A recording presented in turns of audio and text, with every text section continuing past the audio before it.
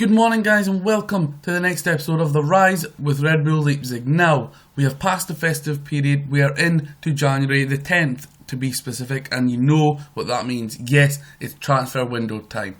We have done a bit of business, so I will get to that in a second, but first up, let's check out the fixtures that we've had since we dropped last and we played Nuremberg in the last game that we showed you in the last episode. So the next match came against Braunschweig. They were one place behind us in 5th joint points with us. Now this was a more than convincing game.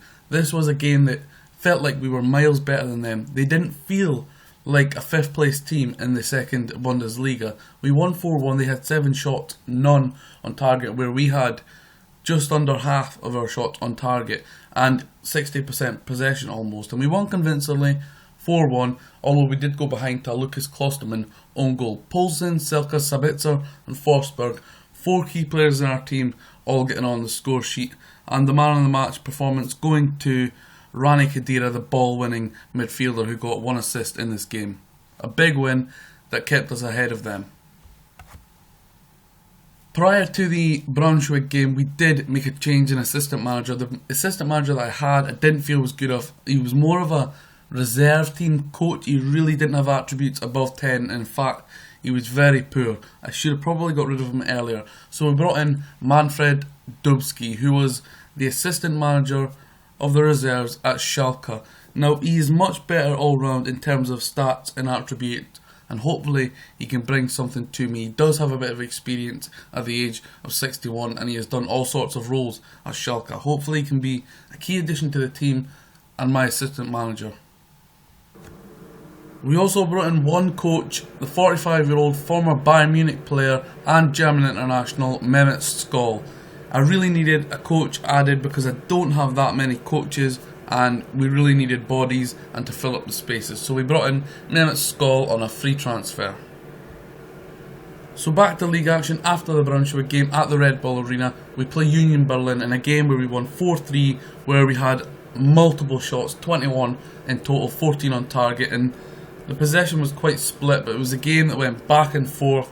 Their player Soren Brandy was really causing me problems, but Yusuf Poulsen got a hat-trick, Rani Khedira got 1. It was a very tight game, and a game I was glad to get the big points. But there is a big problem in my team. I keep leaking goals, and I need to stop that. But a big win against Union Berlin. We won 4-3 at home. Next up was a game against 14th place side St. Pauli, a game I was expecting to win and a game I probably over-expected to win. It was really disappointing. They seemed to be my bogey team quite early on in this football manager career and save. They seemed to do well against me. It was a pretty tight game, but they came to the Red Bull Arena and dominated the possession. Emil Forsberg got a double for us, Sebastian Meyer and Waldemar Sabota got the goals for them.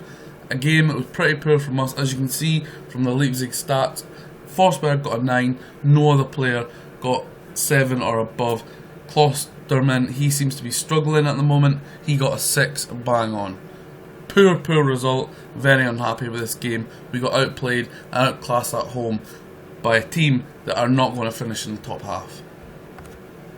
The next game was a real test, Freiburg at home. Freiburg, of course, sitting in the top 2.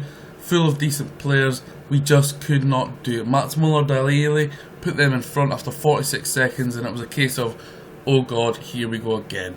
Davy Selke pulled one back before Maximin Philip put them again 2-1 ahead. Poulsen pulled it back before Karim Gedi put them 3-2 up.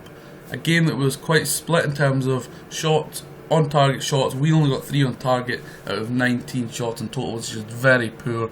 Some of our players had a very quiet game. Orban and Poulsen the only ones to get 7 or above, and a game that possession was quite split. Disappointed because I could have really gained some momentum from this and gained back some points and hopefully to catch the top 2. A very poor result, especially after the Pauli one. It's a better one to take this one. Freiburg going really well in the league. So since the Nuremberg game, there is the 4 games that we have played. A win against Braunschweig and Union Berlin, a loss against St. Pauli and Freiburg. And now, as of the 20th of December, we go on the winter break up until the 6th of February, where we then take on Heidenheim, Duisburg, Dusseldorf, which games we should really be winning. Then we come up against a tough one against Bochum. In between that, we've got 3 friendlies against Pena Sport, Gaz Maitan and Sparta Praha. So, as I say, it's January, it's the transfer window, we've done a little bit of business, and let's see what we have done. Sent back from his loan at us to Red Bull Salzburg. Our parent club is Dimitri Oberlin, a good talent, but if you're not getting a game, you're going to complain, you're going to moan, and there is no value in him being at my club as he's been underused, which is a shame really, but we have much better options than him currently, and as we're trying to get promoted, I can't lay all my pressure onto an 18-year-old and expect him to deliver.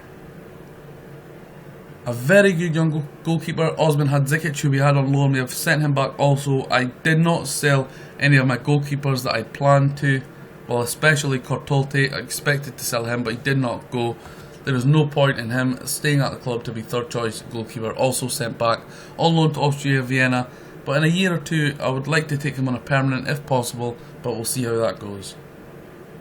And also sent back to Chelsea's Bertrand Traore, a player that looks really good, but one that is just not getting the game time that he craves. He does okay, but he was mainly a substitute player, and we have better options and more experienced options in the wide area. So he's been sent back to Chelsea to free up some wage and hopefully bring in another loanee. In terms of sales, we have put out Stefan Ilsanker to Bursaspor for 1 million plus I think around 25% of sell-on clause. He looks a good player, but again he's not playing in that defensive mid role. We have got Asia, Diemi and Kadira, so he's not going to play, so we sold him. Also sold Miko Sumasulo. He went out on a free transfer and we've got 50% sell-on. He was in the reserve squad when he came. Looks okay, but not really to my standard, and we have better options at the fullback area. So far we're just into the January window, and there is the transfers so far this season. Sinan Kurt we've still got on loan from Bayern, but I did say I brought in 2 players, and those 2 players have signed on pre-contract deals, and they're pretty big signings, these 2. So hopefully if we do get promoted, these 2 can help me. I'll just let you see who they are because they're quite big coups for my club in this division. So the first pre-contract signing joining us is the 19-year-old French youth under-19 national player Moussa Dembele from Fulham. We all know he's a very talented player. I looked at him in the earlier window, but they wanted 4 million. They wanted, and it's not something I could pay for at that time. But to pick up a man on free is fantastic. I think I'm getting him on around £7,000 per week.